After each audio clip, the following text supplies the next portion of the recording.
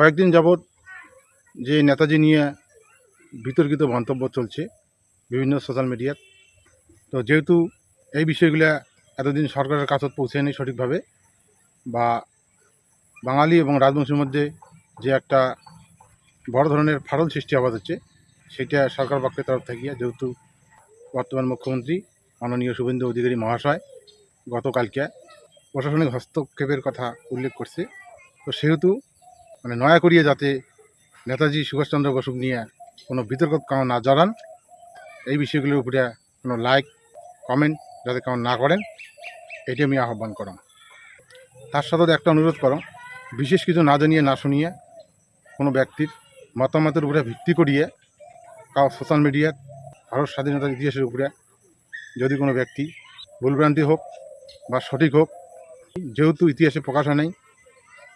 নেতাজির বিষয়ে যেহেতু বহু গোপন ব্যাপার আছে, প্রকাশ্যে আইসি নেই,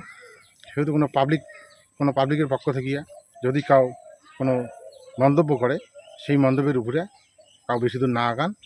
আগামী দিনে এমন যাতে কোনো সমস্যা না আসি, সেটা আমি কামনা রাখুন। ধন্যবাদ।